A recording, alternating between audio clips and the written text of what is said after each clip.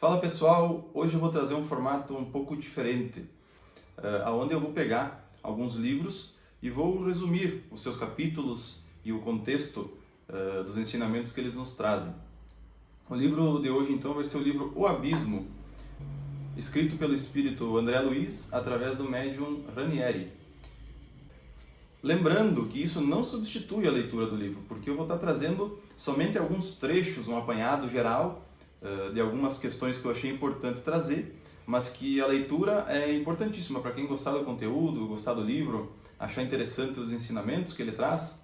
Eu vou estar postando abaixo um link com o livro em PDF para quem quiser, mas quem puder comprar também o livro, se encontrar na internet ou em algum site, compre. É muito legal e acaba movimentando o mercado de livros, né, dentro do espiritualismo e da doutrina espírita.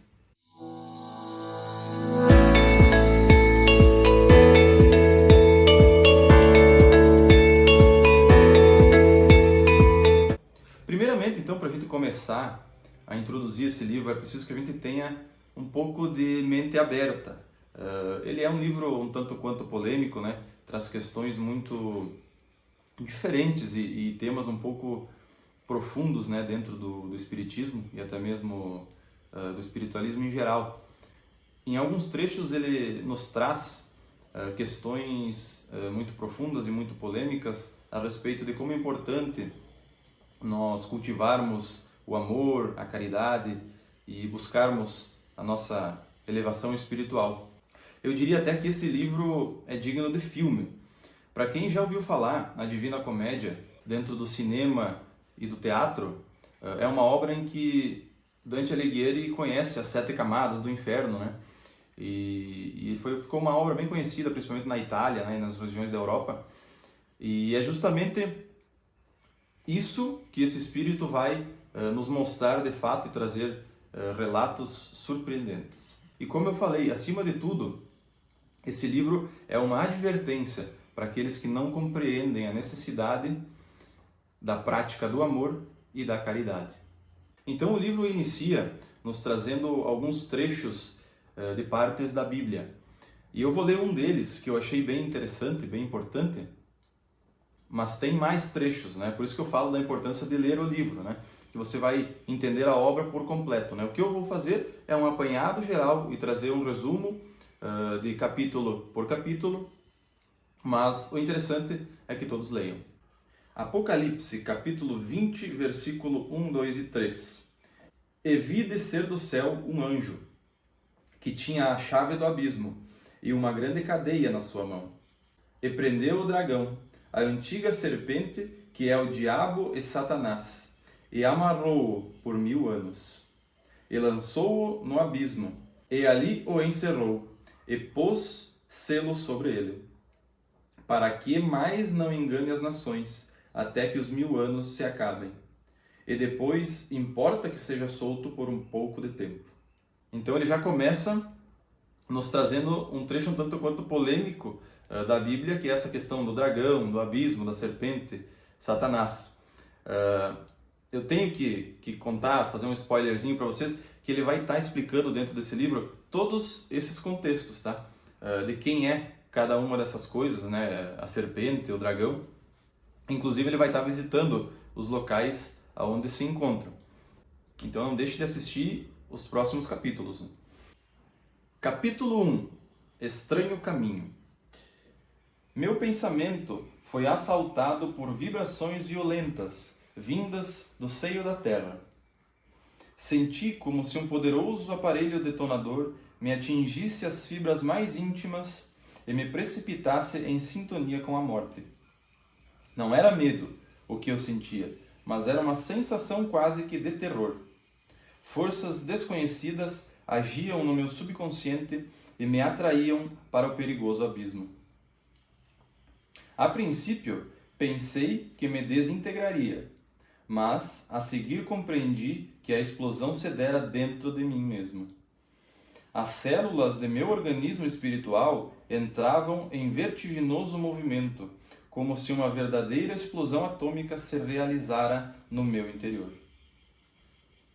Tinha a impressão de que tudo girava dentro de mim.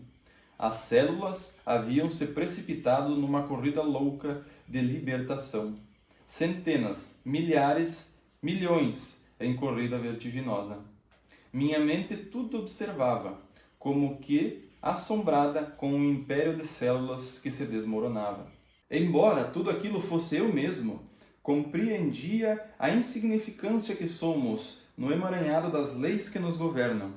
Imensa era a minha ignorância e grandiosa e infinita a sabedoria de Deus.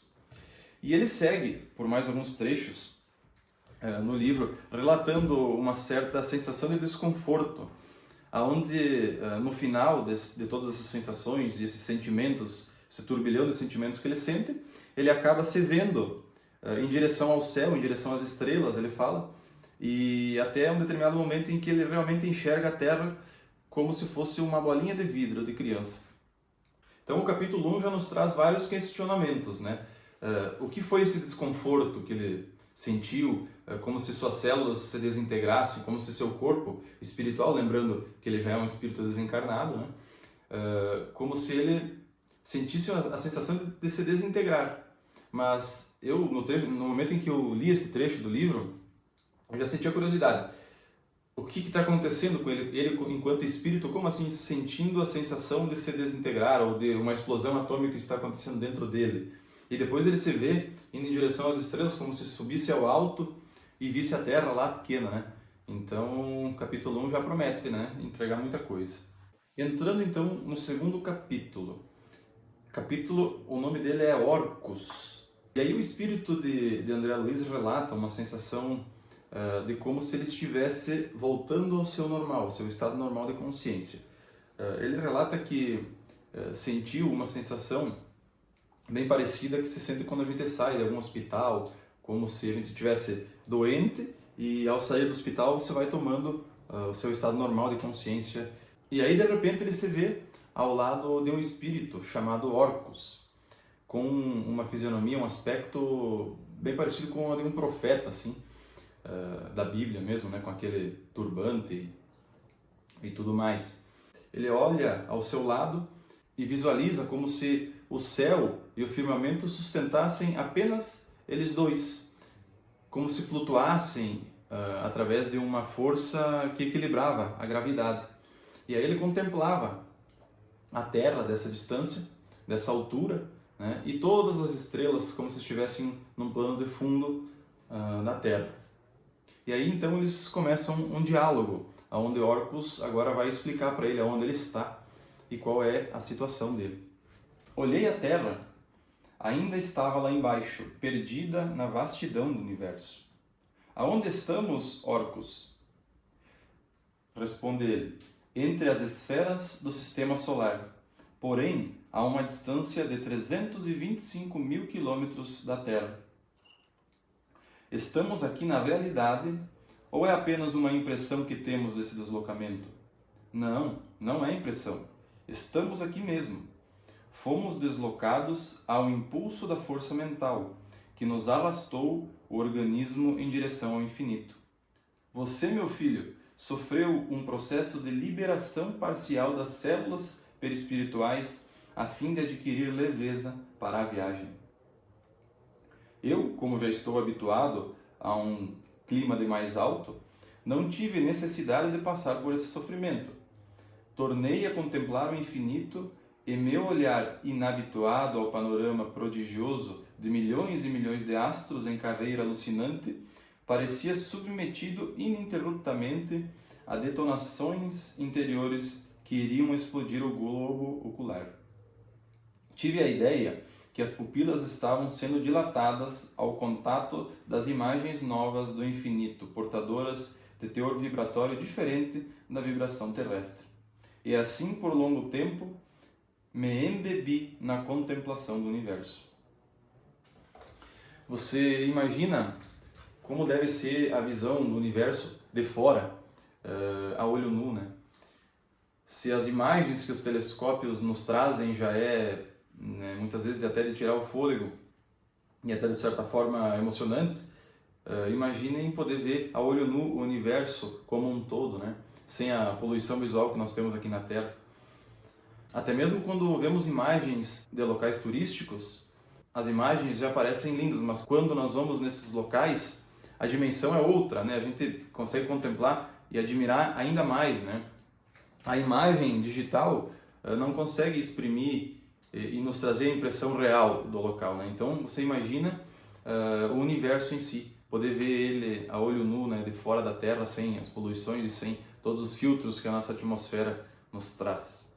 Então, nos próximos capítulos, esse espírito Orcus vai apresentar uma proposta ao espírito de André Luiz, onde ele vai falar da possibilidade deles visitarem os antros mais profundos da Terra, o chamado abismo, em todas as suas camadas, desde as camadas mais superficiais, onde temos espíritos em estado muitas vezes de consciência alterada, mas ainda assim com alguma consciência e com sua aparência até mesmo natural, e também outras esferas um pouco mais profundas e adentrando cada vez mais nas entranhas da Terra, até chegarem na última camada, onde muitas vezes as nossas culturas, as nossas obras relatam o inferno mesmo, né, onde o dragão está preso. Então, nos próximos capítulos veremos o início dessa jornada, onde ele vai começar a adentrar nas camadas mais profundas da Terra, nos relatando tudo o que ele vê e o que existe de tão polêmico e diferente nesses locais.